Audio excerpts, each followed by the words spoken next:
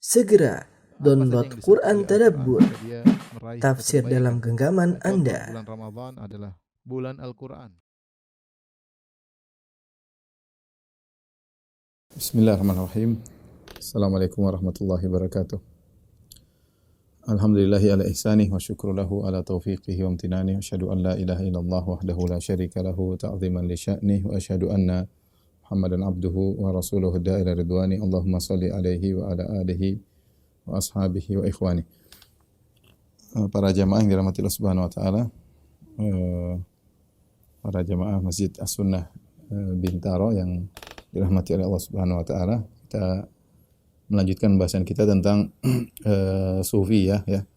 Kita sudah melewati dua pembahasan tentang sejarah dan juga akidah-akidah mereka yang berkaitan dengan tasawuf al-falsafi, yaitu tasawuf atau sufi yang berkaitan dengan filsafat. Ini adalah pertemuan ketiga.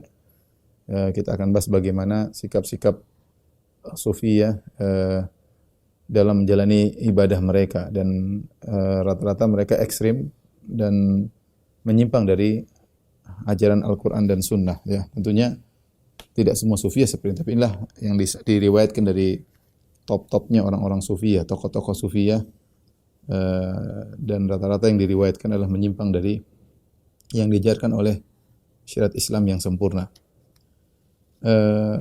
Semakin jelas perkataan Al-Imam Syafi'i rahimahullahu ta'ala yang diriwayatkan oleh Al-Baihaqi dalam Manaqib Syafi'i, di mana Al-Imam Syafi'i rahimahullah pernah berkata, "Lau anna rajulan tasawwafa fi awwalin nahar lam ya'ti alaihi dhuhru illa wajadtahu ahmaq."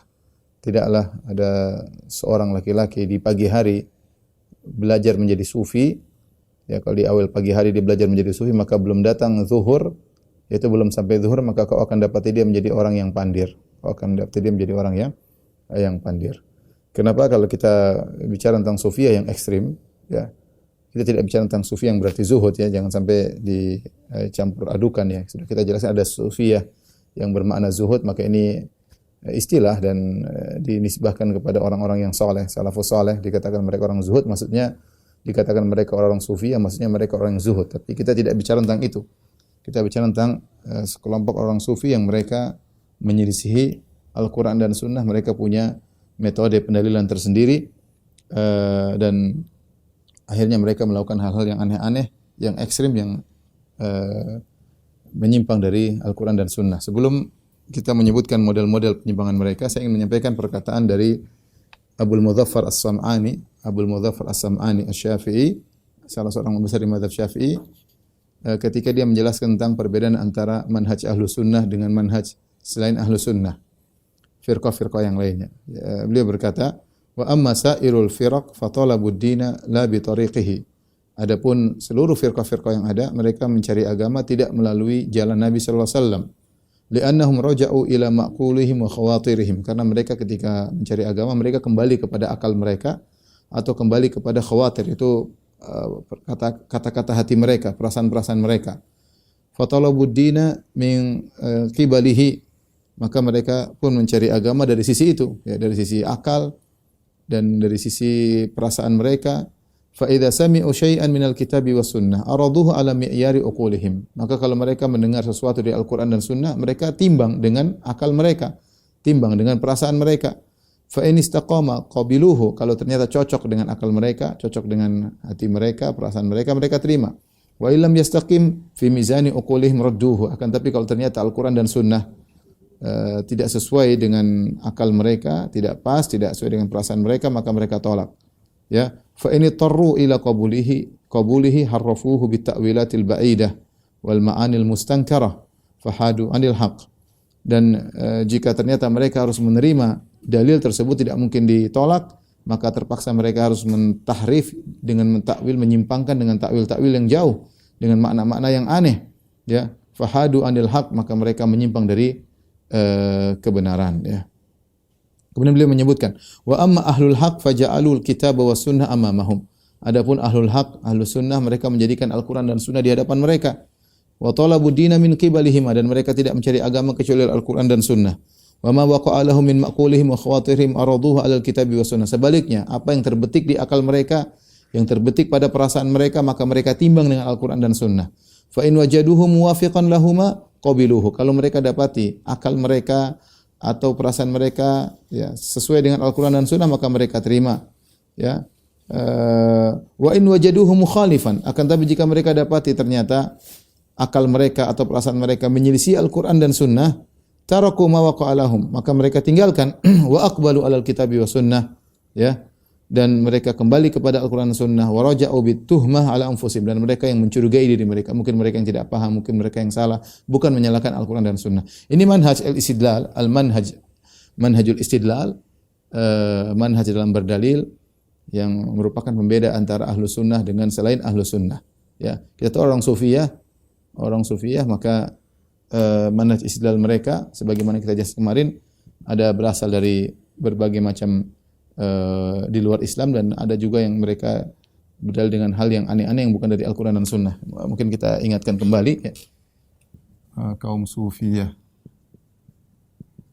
ekstrim ya. Sumber luar, sumber dari mereka. Sumber luar sebagaimana sudah kita jelaskan kemarin, mereka terpengaruh oleh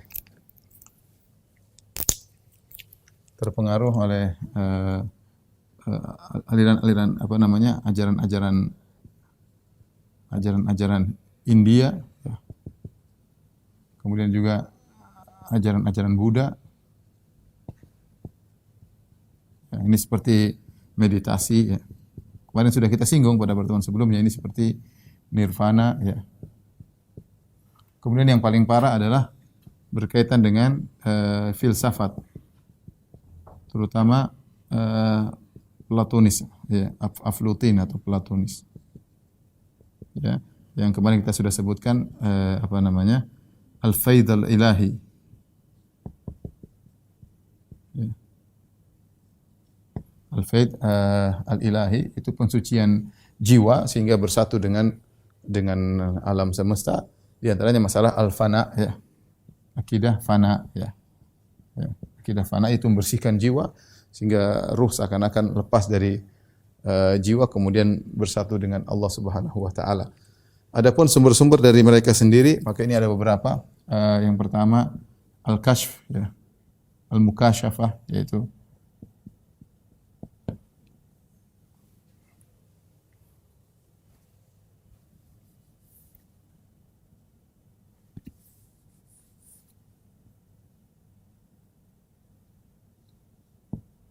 al-kashf ya, atau mukasyafah. Bahasa gampangnya adalah penyingkapan, tersingkap, yaitu menyingkap. Menyingkap ini dengan berbagai macam metode, ya bisa jadi misal dengan mereka ilmu laduni ya. Ya, ilmu laduni langsung dari Allah Subhanahu wa taala. Bisa jadi ketemu Nabi secara nyata ya. Dari Nabi dalam kondisi sadar, atau bisa jadi mereka terungkap dengan apa namanya, ketemu Khadir ya, Nabi Khadir ya. Kemudian di antara sumber mereka adalah mimpi. Di antara sumber mereka adalah misalnya al-hawatif. Ini sering mereka sebutkan dalam buku-buku mereka. Itu adanya suara yang memerintahkan atau membenarkan. Atau membenarkan. Al-Kashf bisa dengan Al-Wajid ya, dan macam-macam. Nanti inilah sumber-sumber mereka sehingga mereka jadikan dalil untuk apa namanya? Untuk menjalankan ibadah mereka. Dari sini kita tahu, dari sini kesimpulannya sumber mereka bukan, di antara juga yang keempat, hadis-hadis palsu. Sering mereka jadikan dalil hadis-hadis palsu. Ya. yang sesuai dengan yang mereka bikin, yang sesuai dengan apa namanya keyakinan mereka. Di sini dia tahu bahwasanya sumber mereka bukan Al-Qur'an, bukan Al-Qur'an, bukan juga sunnah, bukan juga ijma. Sebagaimana sumber kaum muslimin. Oleh karenanya terkadang dari sisi ini kita sulit nyambung juga ya. Terkadang kita sulit nyambung juga dengan mereka karena mereka punya dalilan tersendiri. Ya, mereka punya dalilan tersendiri sehingga mereka sering melakukan hal-hal yang menyimpang dari syariat. Akan kita buktikan nanti setelah ini yang ini semua mengakibatkan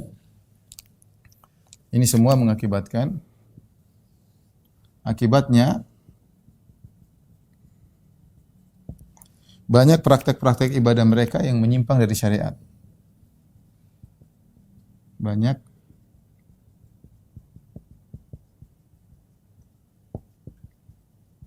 mereka yang menyimpang dari syariat.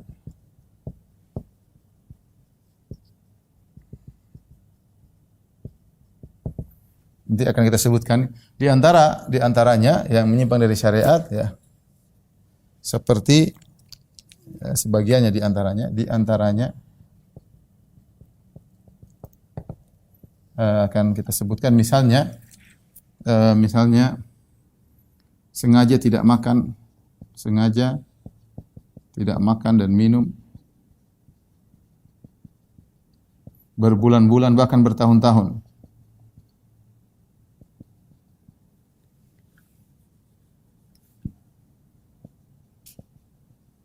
Bahkan bertahun-tahun, dan ini kebanggaan bagi mereka ya.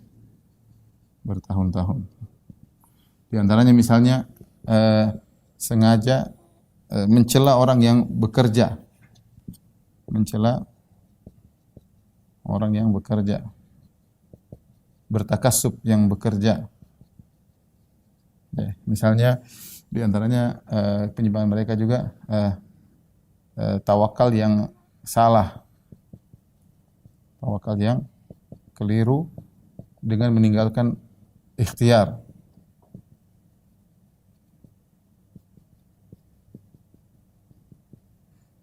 Ikhtiar tidak mau berusaha. Ya, ini mereka meyakini kalau orang berikhtiar berarti akidahnya keliru misalnya. Contohnya juga misalnya ketakutan yang berlebihan, ya, khaufuz zaid.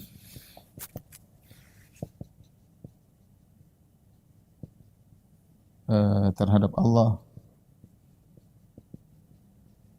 Sebaliknya misalnya di antara akidah mereka ya tidak takut kepada neraka,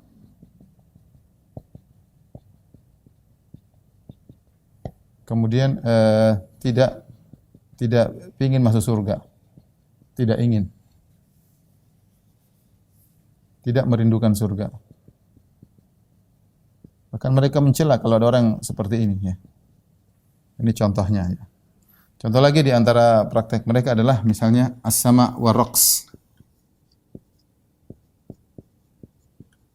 Itu dengar nyanyi-nyanyian, dengar majelis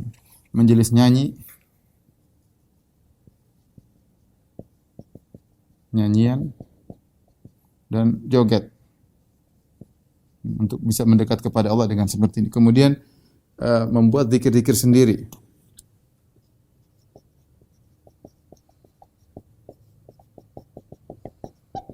Zikir-zikir sendiri. Di antara juga misalnya adalah mengasingkan diri ya. Menyendiri dalam goa, menyendiri ya. Berbulan-bulan bahkan puluhan tahun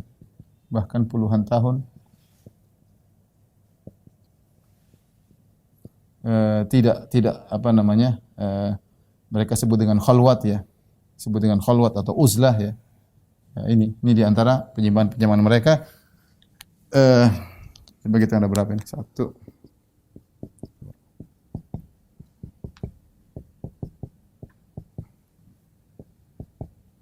itu masih banyak lebih daripada ini. Insyaallah nanti mungkin kita akan sebutkan ya.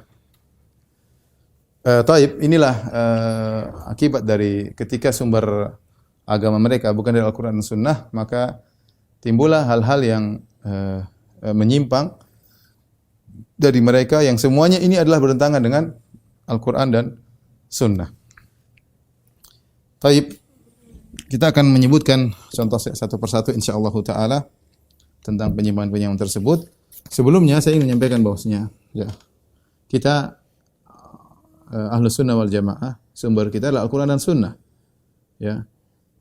Kita punya contoh yang sangat nyata Nabi Muhammad sallallahu alaihi wasallam, laqad kana lakum fi Rasulillahi uswatun hasanah. Sungguh pada diri Nabi ada teladan yang baik. Kemudian juga Allah Subhanahu wa taala mengatakan, "Qul in kuntum tuhibbunallaha fattabi'uni yuhibbukumullah wa yaghfir lakum dzunubakum." Katakanlah kalau kalian mencintai Allah, ya, fattabi'uni, ikutilah aku Muhammad sallallahu alaihi wasallam. Ikutilah aku.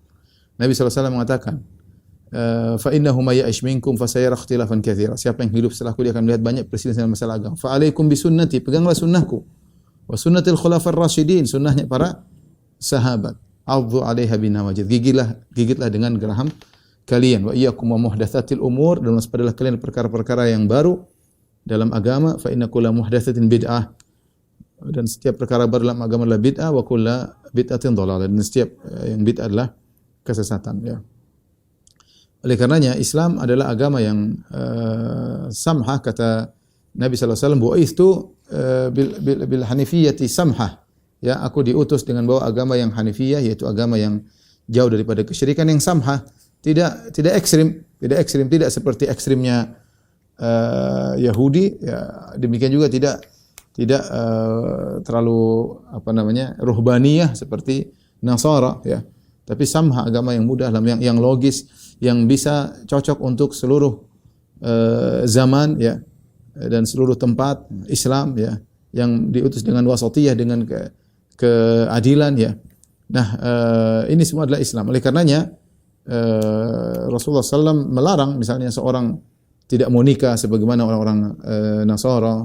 Kalau seandainya boleh, para sahabat dulu mereka akan mengkebiri diri mereka supaya mereka bisa rajin ibadah. Tapi mereka Rasulullah SAW larang.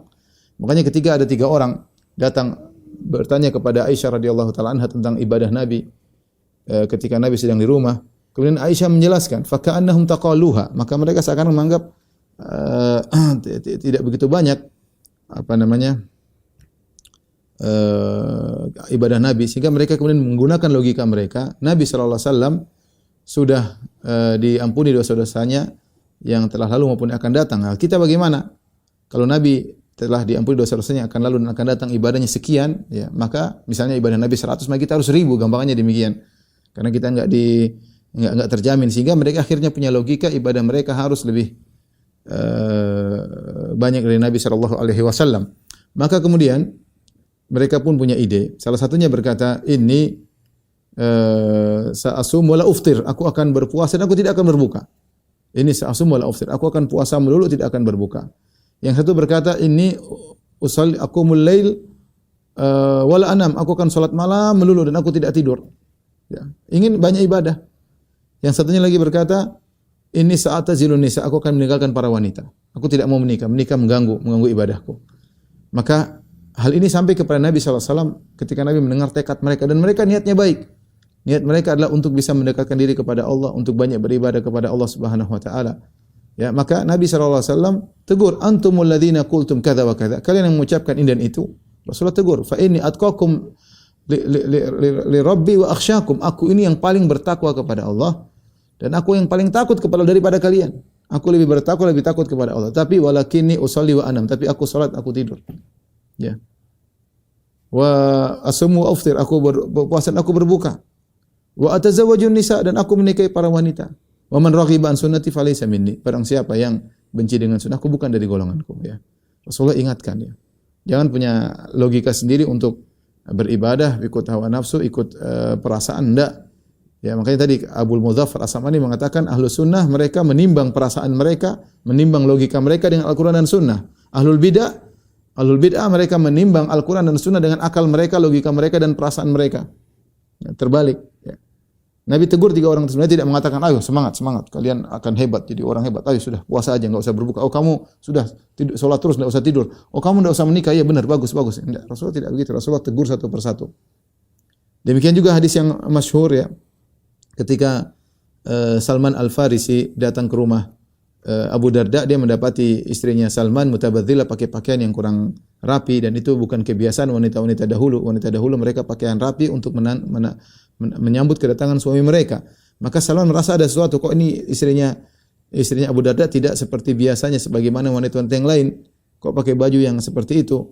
Maka dia berkata bagaimana aina di mana Abu Darda, ya, kenapa engkau begini, kenapa engkau pakai baju seperti ini? Maka kata Ummu Darda, akhuka Abu Darda laisa lahu hajatun ila dunya.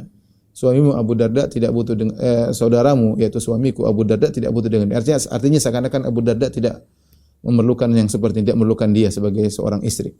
Maka Salman sadar, akhirnya Salman nunggu Abu Darda datang, akhirnya ternyata benar Abu Darda malam hari salat, siang hari puasa, sehingga istrinya tidak dia perhatikan. Sampai akhirnya ketika Abu Darda datang, kemudian dia hidangkan makanan buat Salman. Kata Salman, saya tidak akan makan sampai kau makan. Kata Abu Darda, saya sedang puasa. Kata Salman, buka puasamu baru saya makan. Akhirnya Abu Darda buka puasa. Kemudian dia sengaja tidur di rumah Abu Darda. Di awal malam Abu Darda sudah ingin salat malam. Kata Salman, belum saatnya, tidur dulu. Kemudian di malam bangun lagi yang kedua, di waktu kedua dia ingin salat malam. Kata Abu Salman, belum.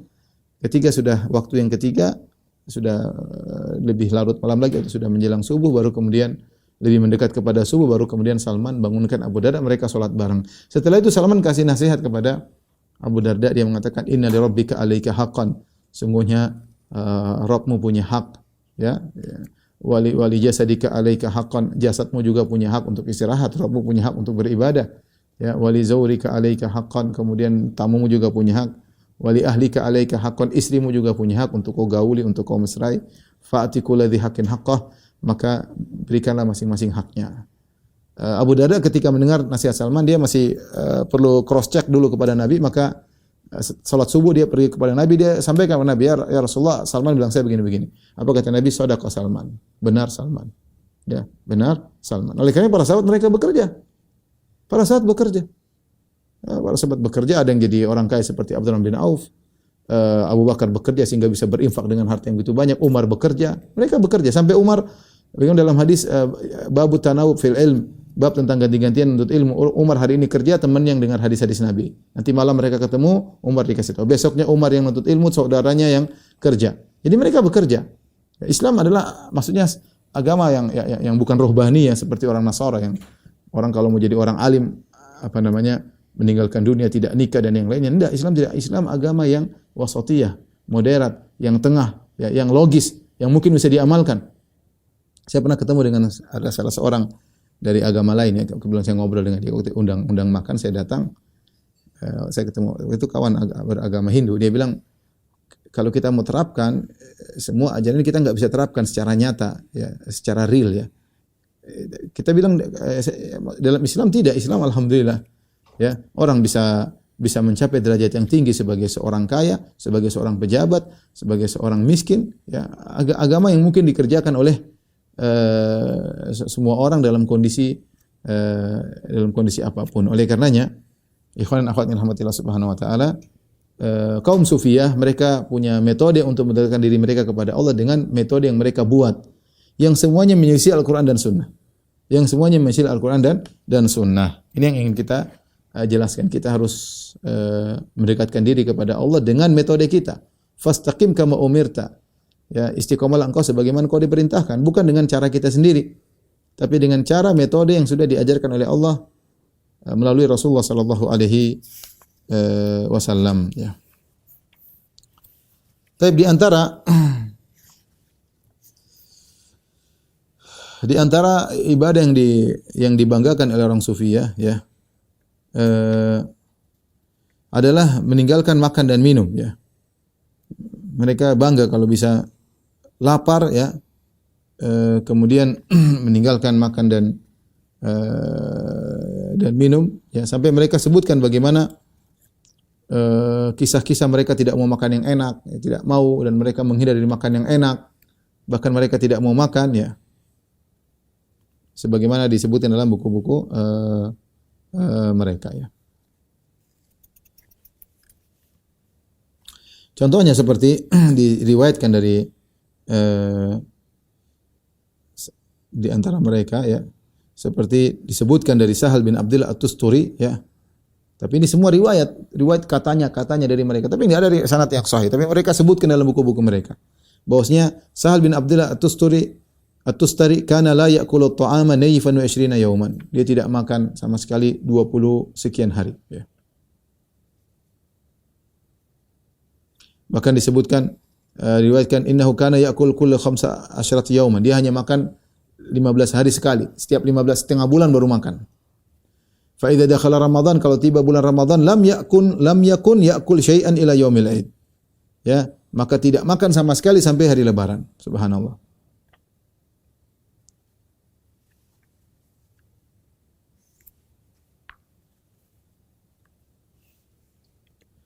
Dan banyak yang menakjubkan ya.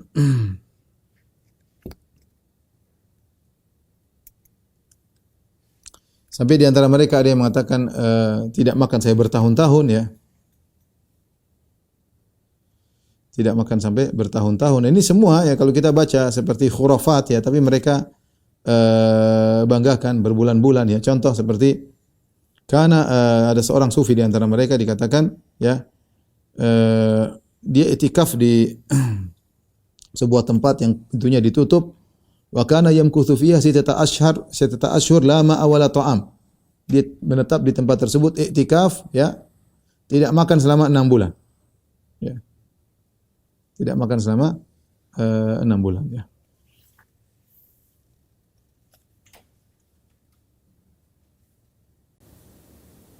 Demikian juga katanya namanya Syekh Al-Jailani, ya ini semua belum tentu benar ya, cuma diriwayatkan dari Sya'rani. Sya'rani menukil dari Al-Jailani bahwasanya dia setahun tidak makan tidak minum serta tidak tidur ya. Setahun tidak makan tidak setahun penuh tidak makan tidak minum tidak tidur. Ini benar atau tidak ini seperti ini ya. Demikian juga mereka meriwayatkan, ra'aitu insanan minas sufiyah makatha sab'a sinin lam yashrabil ma'. Aku melihat ada seorang dari kalangan sufiyah 7 tahun tidak minum air sama sekali. Ya, apa ini ibadah seperti ini? Ya. Apakah ini ibadah? Tidak makan, tidak minum ibadah? Ya.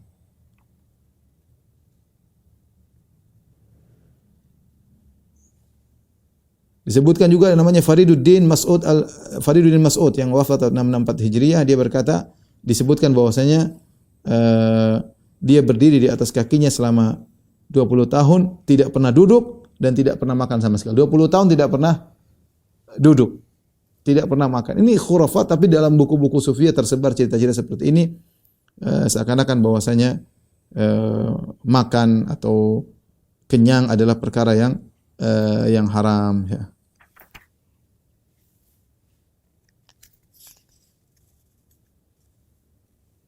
Banyak ya kalau saya membacakan. Ini saya ambil dari buku judulnya Dirasat fi Sufiyah. Ini buku karangan Ihsan Ilahi Zahir ya. Ihsan Ilahi Zahir ya.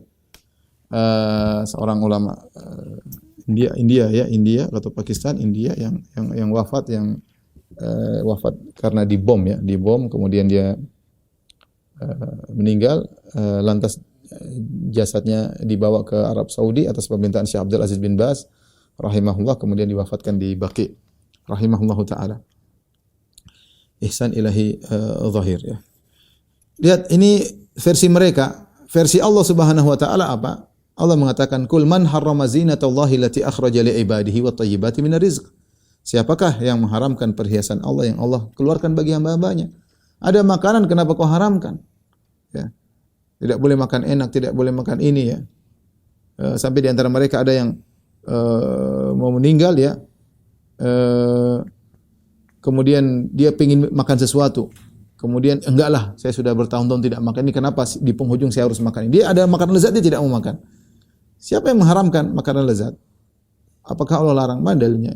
Bagaimana Anda berani mengharamkan apa yang Allah halalkan? Ya. La tuharrimu ya thayyibati ma ahallallahu lakum. Kata Allah, jangan kau haramkan apa kebaikan-kebaikan yang Allah halalkan bagi kalian, enggak boleh. Kita bukan rohbaniyah, kita bukan kerahiban, enggak. Ya, kita Islam, kita bukan orang-orang India yang kemudian melaparkan diri mereka sampai perutnya sampai habis seperti itu, kemudian menganggap itu suatu ibadah kedekatan kepada Tuhan. Enggak, Rasulullah SAW makan enak juga. Rasulullah SAW makan rutop, ya, korma. Rasulullah SAW makan onta. Rasulullah SAW makan kambing, ya. Rasulullah SAW diundang makan, Rasulullah SAW datang, ya. Rasulullah SAW makan sarit, ya. Sarit itu daging dicampur dengan roti, ya. Rasulullah SAW makan, ya. Rasulullah SAW makan bitih, makan semangka dicampur dengan rutop, ya. Rasulullah SAW makan zabat tamar, yaitu semacam Rasulullah minum susu, ya.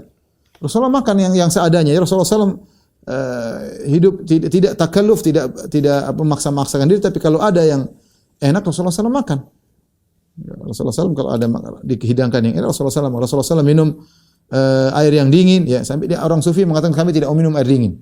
Di antara mereka beribadah kepada Allah dengan tidak mau minum air yang dingin. Kata mereka ini kenikmatan dunia, bisa mengganggu kekhusyuan, bisa mengganggu ketulusan, tidak mau minum air. Islam tidak mengajarkan demikian, ya. Islam tidak mengatakan tidak mengajarkan demikian. Rasulullah SAW minum madu, Rasulullah SAW bahkan minum nabidh, ya. Nabidh yaitu air yang dicampur dengan anggur dibiarkan, ya, atau dicampur dengan korma, ya. Rasulullah SAW makan dengan berbagai macam model makanan, ya. Saya bacakan perkataan Ibnu Qayyim rahimahullahu taala dalam kitab Zadul Ma'ad tentang bagaimana petunjuk Nabi dalam makanan, ya. Ya. Adalah kana hadiyuhu sallallahu alaihi wasallam wasiratuhu fi ta'am la yaruddu mawjudan wa la yatakallaf mafqudan. Rasulullah SAW adalah orang dalam petunjuk beliau dalam makanan adalah beliau tidak menolak yang ada. Yang ada beliau makan dan beliau tidak berusaha payah untuk mencari yang tidak ada. Fama qurriba ilaihi syai'un minat thayyibat illa akalahu. Tidak ada makanan yang baik didekatkan kepada beliau kecuali beliau makan.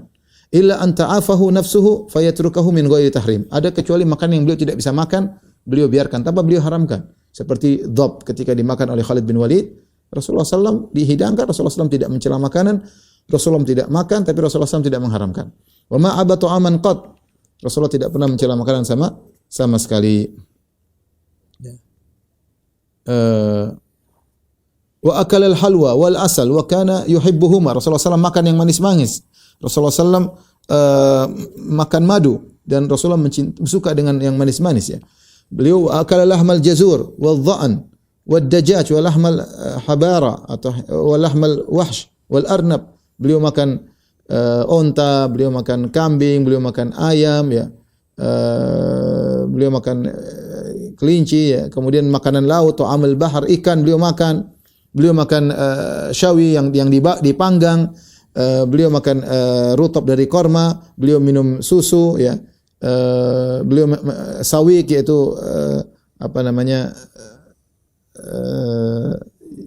tepung yang dicampur dengan daging. Wal asal bil ma, beliau campur air dengan madu, ya. Dan banyak yang beliau makan, ya. Beliau makan. Beliau makan al-kabid al-mashwiyah, makan hati yang dibakar, ya. Beliau makan al-qadid, susu yang dikeringkan. Ya, disebutkan, ya, beliau makan as-sarid bisamin, yaitu as-sarid yaitu daging yang dicampur dengan kuah, ya, dengan gandum, ya. Wa akal jubun, beliau makan keju, ya. Dan banyak beliau akal khubz bizait, beliau makan roti dengan minyak, ya. Ibnu Qayyim sebutkan banyak contoh dalam hadis-hadis, ya. Ya. Terkadang beliau kelaparan. Bukan sengaja untuk lapar, beliau kelaparan sampai beliau mengikat perut beliau dengan batu, ya. Bahkan terkadang hilal lewat. Kalau lagi susah mau diapain? Hilal lewat 2 bulan tidak ada api dinyalakan di rumah beliau, ya. Tapi kalau ada makanan beliau makan. Inilah Nabi sallallahu alaihi wasallam, ya. Adapun mereka kaum sufiyah, mereka memutarbalikan kondisi yang hal-hal mereka haramkan, tidak boleh minum ini, tidak boleh makan ada yang tidak mau minum susu, ada yang tidak mau makan daging, ada yang ini semua ruhbaniyah. Ini metodenya orang-orang Nasara zaman dahulu, ya. Seperti itu ketika mereka ingin mencapai kedekatan kepada Allah, mereka mengharamkan hal-hal yang dihalalkan oleh Allah Subhanahu wa taala. Kemudian di antara penyimpangan kaum sufiyah juga adalah tarkut takassub, yaitu sengaja tidak mau bekerja. Sengaja tidak mau bekerja, ya. Mereka menganggap bahwasanya bekerja adalah perkara yang merupakan kemungkaran, ya. Padahal terlalu banyak dalil yang menunjukkan perintah untuk bekerja, ya. Ya, seperti sabda Nabi SAW, Inna atyaba ma akaltu min kasbikum. Ya, sungguhnya yang terbaik apa yang kalian makan adalah dari hasil pekerjaan kalian. Ya. Seperti Rasulullah memuji Nabi Daud, karena yakulu min amali yadih. Nabi Daud alaihissalam dulu makan dari hasil kerjanya sendiri. Ya. Rasulullah memuji orang yang pedagang, at-tajir, as-saduq, al-amin, wa an-nabiyyu siddiqin syuhada. Seorang pedagang yang jujur, yang terpercaya bersama dengan para nabi, para siddiqin, para syuhada. Ya, Rasulullah SAW mengatakan, la an yahtatiba ahadukum, ya, bihuzmatin, ya, seorang cari cari kayu sendiri, kemudian dia pikul, dia jual, lebih baik daripada dia minta-minta kepada orang lain. Ya, ya. Ini dipuji oleh Nabi sallallahu alaihi wasallam. Bahkan para sahabat di bulan Ramadan mereka bekerja. Sebagaimana sudah pernah saya sampaikan kisah Qais bin Sirma al-Ansari radhiyallahu anhu yang bekerja di siang hari, kerja berat. Kemudian akhirnya ketika mau berbuka tidak ada makanan, kemudian dia tidur. Akhirnya tidak sempat berbuka, akhirnya dia kerja lagi besok sampai pingsan. Ya, artinya dia bekerja. Bahkan di bulan Ramadan mereka bekerja. Karena mereka tahu bahwasanya kerja adalah sesuatu yang baik ya. Allah Subhanahu wa taala mengatakan famshu fi manakibiha wa kulu mir rizqih, berjalan di penjuru muka bumi cari rezeki Allah Subhanahu wa taala suruh ya. Fa idza qudiyatis salatu fantashiru fil ard wabtagu min fadlillah. Kalau sudah selesai salat Jumat maka bertebarlah cari rezeki. Rasulullah SAW dalam Al-Quran terlalu banyak Allah mengatakan wa anfiqu berinfak. Gimana kalau enggak kerja? Innallaha lam yumtir dhahaban, Allah tidak menurunkan hujan emas. Ini semua bagaimana mau kalau tidak bekerja? Ya. Bayangkan kalau umat semua tidak bekerja. Mana yang tidak ada dokter, tidak ada, kacau. Jadi Sufyan ini kalau berkembang menjadikan terbelakang. Makanya Sufyan disenangi oleh orang kafir yang ingin menghancurkan Islam. Mereka menyebarkan buku-buku Sufia. Karena orang kalau sudah kena racun Sufia tidak mau kerja, tidak dianggap itu kerja kurang tawakal, kurang inilah. Ya. Saya tidak mengatakan semua Sufia ya. Saya mengatakan ini yang termaktub dalam buku-buku mereka yang menjadi pedoman mereka. Ya.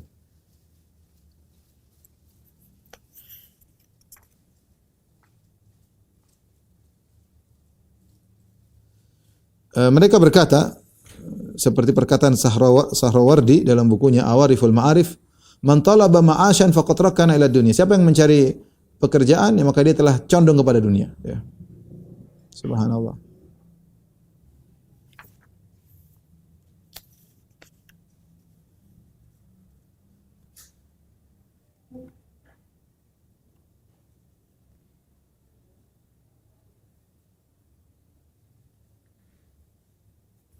Disebutkan Sarawardi dari Abu Yazid Al-Bustami, dikatakan kepada Abu Yazid Al-Bustami, "Mana raka nastaghil bil kasb?" Saya lihat kau tidak kerja wahai Abu Yazid. "Fa min aina ma'ashuka?" Dari mana kehidupanmu? Kata dia, "Maula yarzuqul kalb." Allah memberikan rezeki kepada anjing, kepada babi. Menurutmu dia tidak akan rezeki pada Abu Yazid?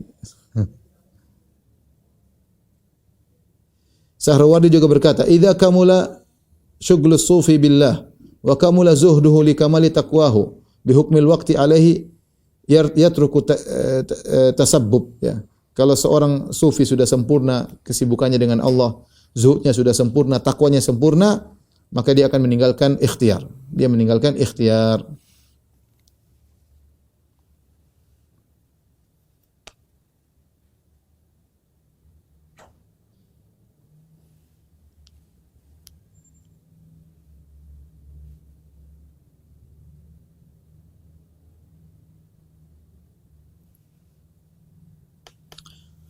Banyak nukilan-nukilan ya, tapi intinya ini menyelisihi syariat ya. Justru syariat menyuruh seorang untuk bekerja, tidak berharap kepada orang lain, makan dari hasil kerjanya sendiri, apalagi bisa membantu orang lain. Bagaimana dia bisa bantu orang kalau dia tidak punya penghasilan? Makanya kalau sufi ini berkembang dengan metode seperti ini, maka akan hancurlah Islam, Tidak ada ahli pengobatan, tidak ada dokter, tidak ada ini, tidak ada kacau. Ya. Jadi makanan bagi negara-negara kafir yang zalim yang ingin menghancurkan Islam.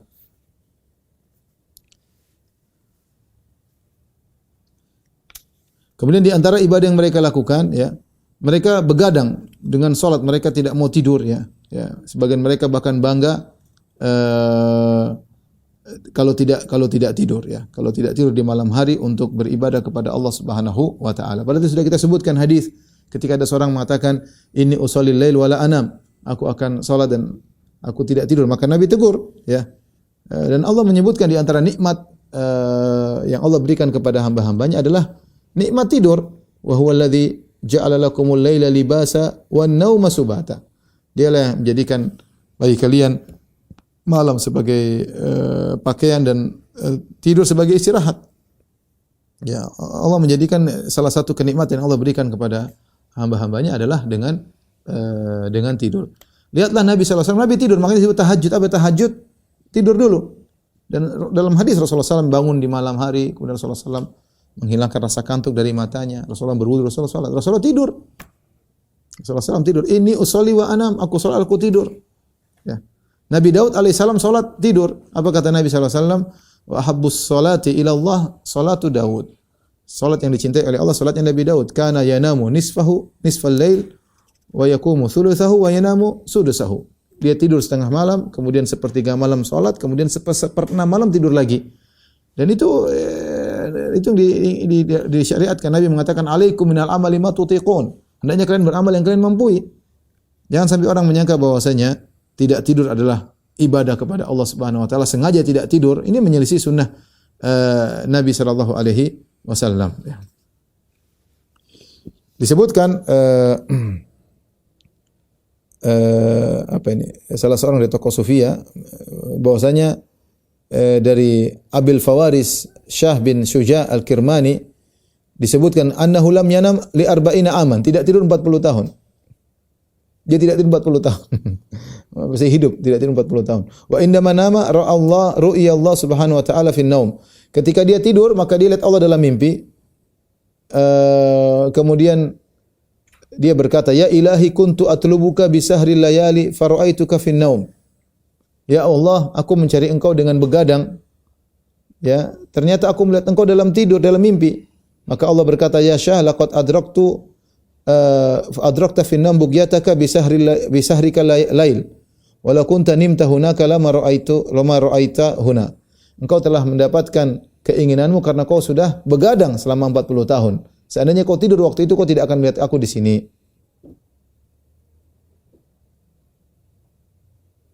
Demikian juga Al-Ghazali ya, menyebutkan dari seorang yang bernama Wahab bin Munabbih. Ini diriwayatkan bahwasanya dia berdoa kepada Allah agar dihilangkan tidur darinya. Maka dia tidak tidur selama 40 tahun. Ini bukan ibadah ya ikhwan ya. Ini Sufyan menyampaikan cerita begini, ini bukan ibadah. Ibadah tidak ada tuntutan ibadah untuk seperti ini. Siapa yang lebih baik daripada Nabi sallallahu alaihi wasallam?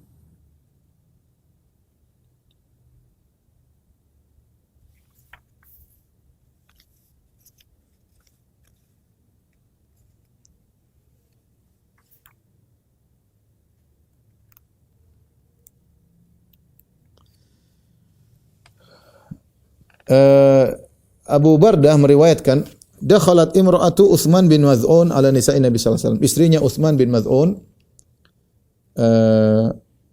menemui istri-istri Nabi, ya. Utsman bin Maz'un orang yang terkenal rajin ibadah.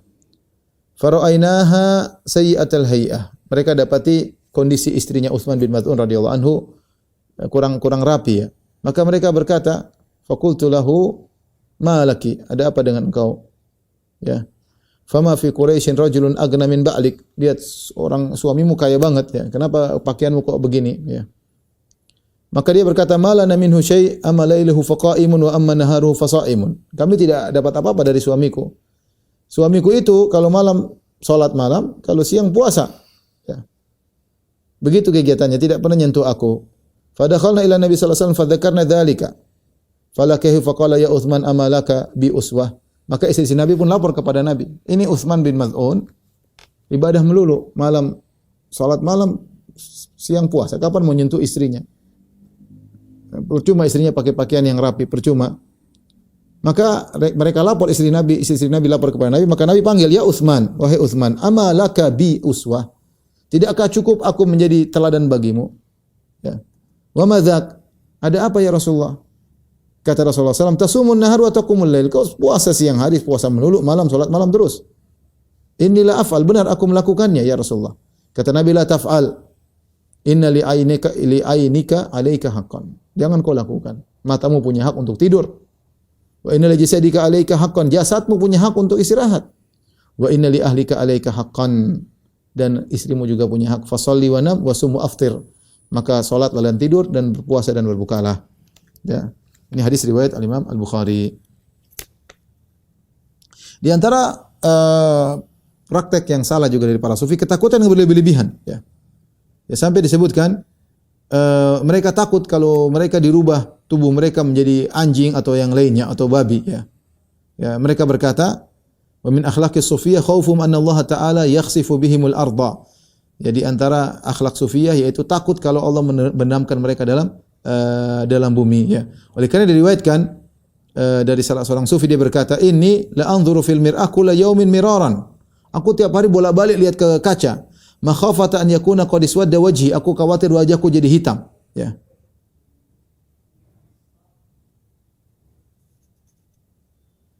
Ya, seperti itu. Jadi berlebih-lebihan, ya. Ini tidak pernah diajarkan oleh Nabi, seperti suudzon kepada Allah Subhanahu wa taala, ya. Seperti suudzon kepada Allah Subhanahu wa taala, ya. Bahkan disebutkan ada salah seorang sufi, dia selalu menangis sampai keluar darah dari matanya, ya. Kemudian ditanya, "Kenapa kau menangis sampai nangis darah?" Qala khaufan min Allah, takut kepada Allah Subhanahu wa taala. Kita tahu Ahlus Sunnah wal Jamaah ibadah dibangun di antara khauf dan raja. Tidak berlebihan pada satu sisi. Ibarat jadi ada namanya khauf dan raja dan mahabbah, itulah rukun ibadah. Seorang cinta kepada Allah dibarengi dengan rasa takut dan rasa berharap, yang berimbang, tidak berlebihan kepada salah satunya, ya. Kemudian di antara praktek salah daripada sufi, ya. Kalau kita dapati para sahabat dulu mereka tertawa, Nabi juga tertawa. Nabi tertawa, dalam banyak hadis disebutkan Nabi tersenyum, Nabi tertawa. Ada saya pengajian judulnya canda tawa Nabi sallallahu alaihi wasallam. Hadis-hadis bagaimana Nabi sallallahu alaihi wasallam tertawa. Rasulullah ada rasa takut, tapi bukan seperti itu. Sampai tidak berani melihat kepada cermin, sampai ke air mata darah, enggak seperti itu, ya. Para sahabat disebutkan, apakah mereka tertawa? Ketika ditanya seorang tabi'in tentang para sahabat, apakah para sahabat tertawa? Maka dikatakan mereka tertawa dan iman mereka setinggi gunung, ya. Setinggi gunung, ya. Waktunya mereka tertawa, waktunya mereka senyum, waktunya mereka menangis kepada Allah Subhanahu wa taala. Kemudian di antara penyimpangan orang sufia berlebihan dalam tawakal, ya. Sehingga mereka tidak melakukan ikhtiar sama sekali. Mereka menganggap kalau ikhtiar adalah menunjukkan kelemahan, ya. Menunjukkan kelemahan.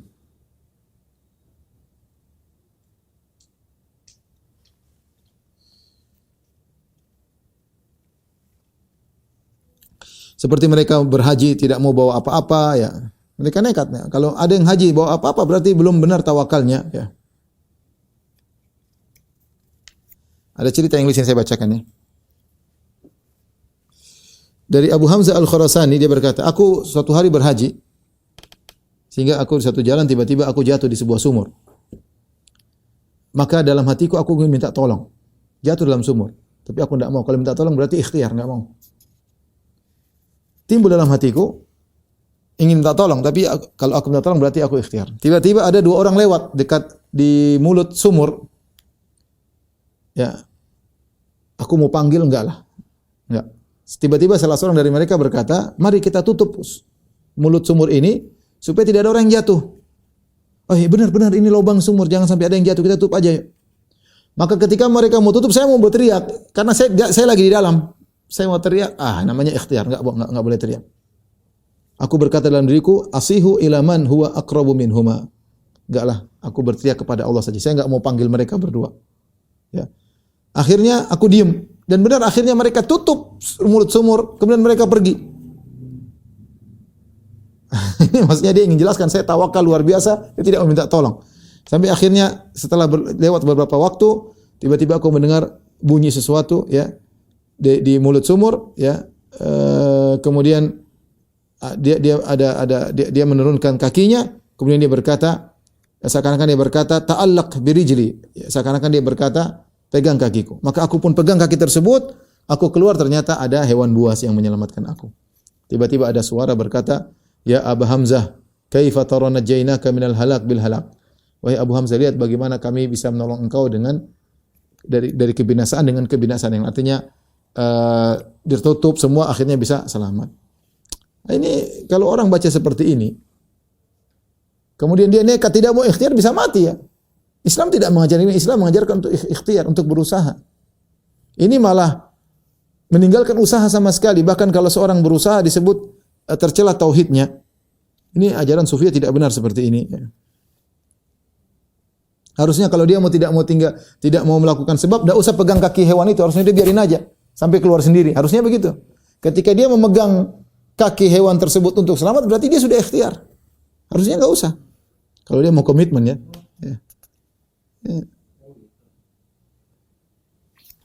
Dan banyak ya riwayat-riwayat seperti ini.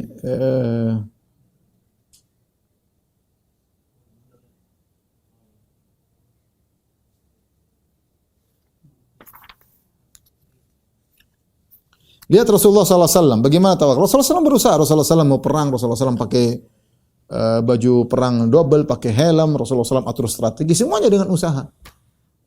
Rasulullah mau hijrah saja pakai usaha kok, pakai usaha nyewa penunjuk jalan orang kafir, siapkan onta dikasih makan berbulan-bulan, disiapin semuanya.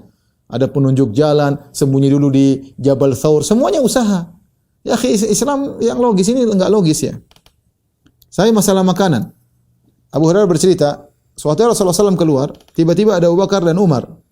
Maka Rasulullah SAW berkata, apa yang ma akhrajakuma min buyutikuma hadhihi sa'ah? Hadisnya riwayat Muslim ya. Apa yang buat kalian keluar di waktu seperti ini? Ya. Kenapa kalian berdua keluar? Qala al-ju', ternyata kami lapar ya Rasulullah. Kami mau cari makan. Kata Nabi, ana walladhi nafsi biyadi la akhrajani alladhi akhrajakum. Aku demi zat yang jiwaku berada di tangannya, aku keluar juga karena lapar seperti kalian. Kumu, ayo kita jalan bareng.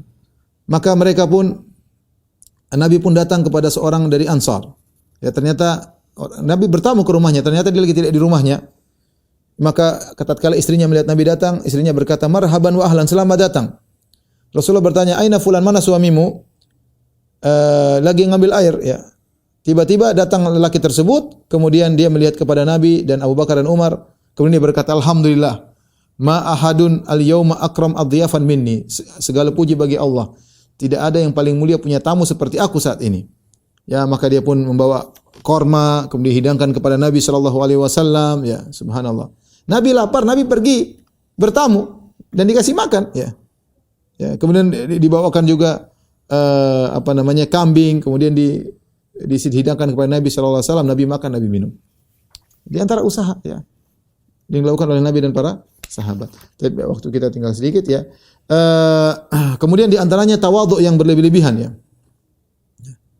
Ya, di antara mereka berkata namanya tawadhu, mereka menganggap siapa yang merasa yadhunnun at-tarafu 'alal kalb takabburan.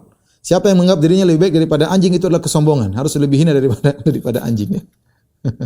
Sampai di sini salah seorang dari mereka ketika berjalan sama anjingnya, ada jalan becek sama jalan bagus. Dia pilih jalan becek, anjing sudah lewat jalan yang bagus. Kata dia, enggak, saya enggak mau merasa tinggi di hadapan anjing. Ini berlebihan seperti ini ya. Sampai di antara mereka ada yang sengaja mencuri.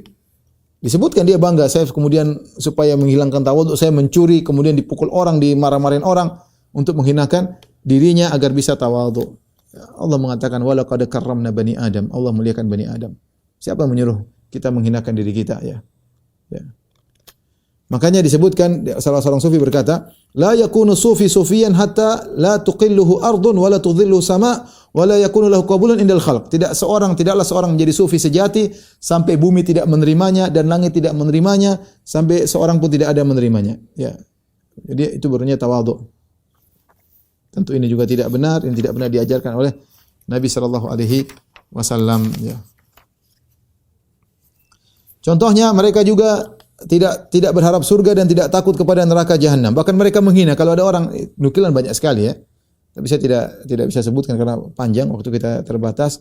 Intinya mereka menghina kalau ada orang yang rindu surga, apa itu katanya? Ibadah pedagang. Kalau takut sama neraka, saya mengatakan, "Ya Allah, kalau saya beribadah kepadamu karena takut neraka, masukkan aku ke neraka. Kalau saya beribadah kepadamu karena berharap surga, masukkan aku ke neraka." Ya. Dia tidak takut kepada neraka.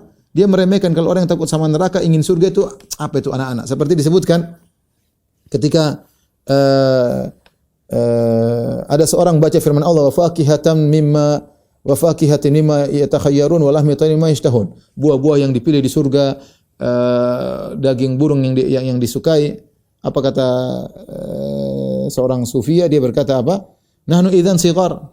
Kita ini berarti anak kecil dong. Senang kalau dikasih buah-buahan, dikasih burung. Jadi ngejek. Ini semua tidak benar. Para nabi seluruhnya ingin surga. Nabi Ibrahim alaihissalam yang sangat cinta kepada Allah Subhanahu wa taala berdoa untuk dimasukkan dalam surga. Wa ja'alni min warathati jannatin na'im. Ya Allah, jadikanlah aku pewaris neraka, surga yang penuh dengan kenikmatan. Bahkan di antara mereka ada yang berkata, orang sufi, ya sama'u wa ya ardu ishhada anni ma khatara ala qalbi dzikrul jannah wa narqat. Ya mithlu Ibrahim al-Khalil. Bahkan ngejek, dia mengatakan apa? Dia mengatakan, saksikanlah wahai langit dan wahai bumi, saksikanlah kalian berdua, tidak pernah terbetik dalam benakku sama sekali surga, dan tidak pernah terbetik dalam benakku sama sekali seperti neraka sebagaimana terbetik pada Ibrahim. Luar biasa ya. Bagaimana meremehkan Ibrahim alaihissalam dan menganggap remeh surga ya. Padahal Nabi dalam banyak doa minta surga banyak sekali. Ini sudah pernah kita bahas. Kemudian di antara yang menakjubkan, orang sufi mereka melakukan hal-hal yang haram di luar daripada syariat. Contohnya diriwayatkan dari mereka, ada di antara mereka yang minum khamar, dan mereka banggakan ya, seperti disebutkan orang sufi namanya Ainuddin, kana yashrabul khamr lailan wa naharan. Minum khamar siang malam. Ya, minum khamar siang malam ya. Kemudian juga misalnya disebutkan di antara karamat mereka ya, disebutkan yaitu Syuryani al-Qusuri, kana qiblatul hajat wa ka'batas sa'ilin wa talibin. Dia adalah kiblatnya kebutuhan dan dialah Ka'bahnya para pemohon dan para peminta. Walam yakun yaqdi lahdzatan bidun khamr. Tidak ada satu waktu pun tanpa khamr, selalu minum khamr. Jadi mereka bangga dengan minum khamr. Di antara mereka ada yang aneh masalah pakaian, ada yang pakai pakaian syuhrah, pakai pakaian supaya terkenal. Aneh, maksudnya bukan terkenal tapi aneh di antara yang lain. Padahal Rasulullah melarang. Siapa yang pakai pakaian syuhrah, itu pakaian tampil beda, Allah akan membuat dia memakai pakaian kehinaan pada hari kiamat. Mereka pakai pakaian syuhrah yang aneh-aneh. Di antara mereka ada yang menghalalkan harir, yaitu sutra, padahal diharamkan bagi laki. Di antara mereka ada yang telanjang bulat. Bahkan disebutkan oleh Sya'rani bagaimana salah seorang sufi berkhutbah dalam kondisi telanjang. Ada yang disebutkan di antara karomahnya telanjang bertahun-tahun, 2 tahun, 3 tahun. Ya akhi, subhanallah. Ada di antara mereka yang bangga pakai cincin emas yang ada tulisan sesuatu di cincin emas tersebut. Laki-laki haram pakai emas.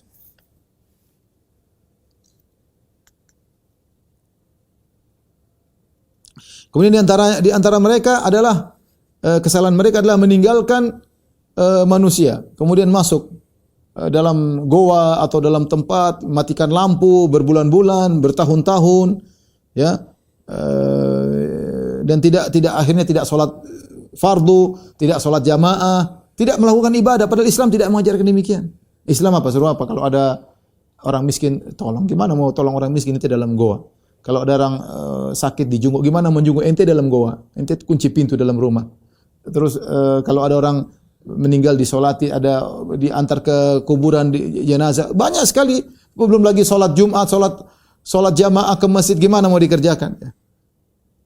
Bagaimana Rasulullah SAW ketika ditanya oleh orang yang buta, ingin minta keringanan tidak sholat berjamaah, kata Rasulullah SAW, hal sami'tan nida, al tasma'un nida, kau dengar azan? Kata dia iya. Kata Nabi, idzan fa'ajib, kalau gitu pergi ke masjid.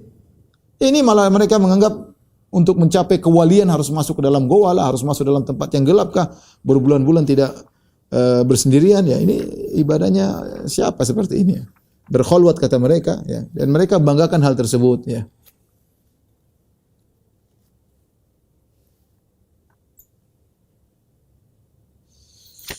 Dan banyak nukil-nukilan mereka membanggakan hal tersebut, dan ini semua adalah kesalahan ya. Ibnu Taimiyah punya perkataan yang indah, beliau berkata, hadhil khalawat qad yaqsidu ashabuha al-amakin allati laysa fiha adzan. Ketika mereka melaksanakan khalawat ini, mereka ingin tempat-tempat yang tidak terdengar azan, tidak juga iqamat. wala masjid yusalla fihi salatul khams, dan juga masjid yang tidak ada salat 5 waktu. Ya. Adapun masjid yang sudah ditinggal atau selain masjid seperti goa-goa, ya, yang ada di gunung-gunung seperti kuburan-kuburan, terutama kuburan orang yang dianggap soleh, ya. Apalagi tempat-tempat yang katanya di situ ada jejak-jejak Nabi atau jejak orang soleh, ya, maka mereka berkhulwat situ, mereka nongkrong situ, meditasi situ, berdiam di situ. Kata Ibnu Taimiyah, "Walihada yahsulu lahum fi hadhil mawadhi' ahwalun syaitaniyah yadhunnuna anha karamat rahmaniyah." Maka di tempat-tempat seperti yang jauh dari azan, yang jauh dari iqamat, yang jauh dari kaum muslimin, mereka mengalami kondisi-kondisi syaitan yang mereka menyangka itu karamat, padahal dari syaitan. Sehingga mereka bangga. Ada di antara mereka yamkuthu fi khalwati salasata asyhur. Ada yang 3 bulan tidak pernah keluar. Ada yang 9 bulan. Ya. Ada yang 9 bulan. Bahkan disebutkan, ya, ada yang tahtal ardi sab'i sinin, ada yang khalwat di bawah bumi 7 tahun. Sampai pada itu ini annahu ikhtala 20 sana. Ada yang berkhalwat 20 tahun. Lebih parah daripada itu ada yang berkhalwat 40 sana, 40 tahun. Pintu ditutup. Ini gimana? Ini apa Islam seperti ini? Islam yang ngawur ini sufi, ya, tarekat seperti ini tidak benar yang mereka bangga-banggakan, ya. Ya ikhwan, waktu sudah habis, mungkin sampai di sini saja. Masih banyak tapi nanti lihat kondisi, ya. Insyaallah kita lanjutkan pada kesempatan yang lain. Wallahu a'lam bishawab. Demikian saja kajian kita. Kurang lebihnya saya mohon maaf kepada jamaah Masjid As-Sunnah Bintaro. Insyaallah kita lanjutkan pekan depan. Wabillahi taufiq wal hidayah. Assalamualaikum warahmatullahi wabarakatuh. Subhanakallah bihamdika asyhadu an la ilaha illa anta astaghfiruka wa atubu ilaik.